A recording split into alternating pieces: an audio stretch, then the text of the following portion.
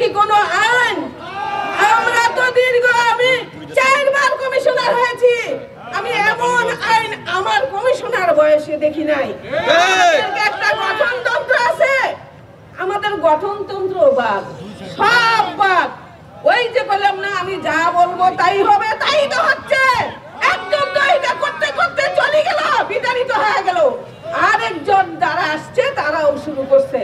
20 বছর 30 বছর থেকে আছে, এমনও কোনো বস্তি আছে যারা 20 বছর 30 বছর থেকে তাদের ভোট এইখানে, তাদের হোল্ডিং ট্যাক্স লাগবে। তারা কোথা থেকে হোল্ডিং ট্যাক্স দিবে? তাহলে কি তাদের জন্ম নিবন্ধন হবে না? তাদের বাচ্চারা স্কুলে পড়বে না? তাদের ছেলেরা চাকরি করবে না? এখন যদি এত বাধা, এত নিয়ম, তাহলে আমরা কিভাবে চালিয়েছিলাম? আমরা কি জনগণের সাথে অবৈধ কাজ করছিলাম? কোনো অবৈধ কাজ করি নাই। জনগণ আমাদের দিয়ে উপকৃত হয়েছে। এখন জনগণ হারে হারে টের পাচ্ছে হামলার হামলা। আর জনপ্রতিনিধি জিনিস তারা কিন্তু নিজেই ভোগান্তি।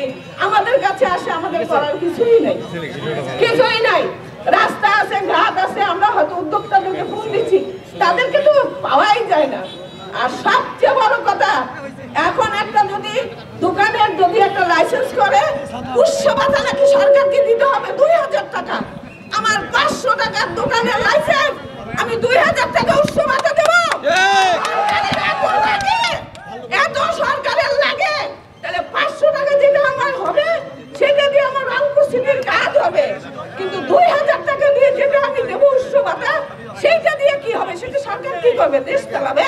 নৌকা, লাঙ্গল, ধানের শীষ নিয়ে ইউনিয়ন পরিষদে ভোট করে তারা বহাল তবিয়তে আছে, অথচ আমাদের সিটি পরিষদ নাই। আমরা অন্য কোনো জায়গায় কি হবে জানি না। আজকে মাত্র একটা মিস কল দেওয়া হলো, এই সরকারের শুভবুদ্ধির উদয় হবে। এই অথর্ব সরকার, এই অজ্ঞ সরকার, যারা স্থানীয় সরকার বা দেশ পরিচালনায় সম্পূর্ণভাবে ব্যর্থ, তারা আজকে এই স্থানীয় জনপ্রতিনিধিদের খেলছে। আজকে আপনারা বলেন যে আজকে বৈষম্যের বিরুদ্ধে আমরা আন্দোলন করেছি।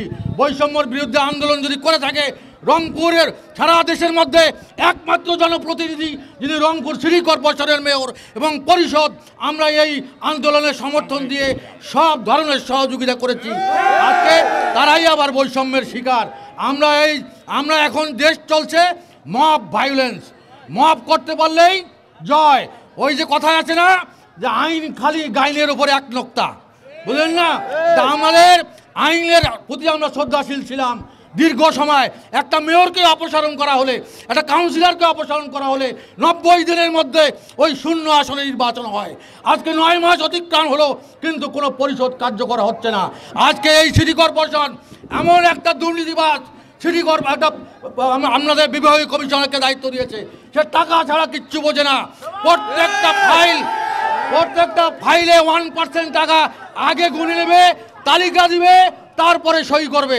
রংপুরের মানুষের রক্ত চুষে এই ধরনের অথর্ব বিভাগীয় কমিশনারকে দায়িত্ব দিয়ে রংপুর সিটিবাসীর প্রতি একটা স্টিম রোলার চালানো হচ্ছে।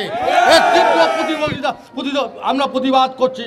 অতি অনতিবিলম্বে এই যে কয়দিন পরিষদ আছে তার মধ্যে এই যে বিভাগীয় কমিশনারকে এখানকে অপসারণ করে একজন যোগ্য মানুষকে আপাতত দায়িত্ব দিয়ে নাগরিক সুবিধা নিশ্চিত করার জন্য অনুরোধ করছি।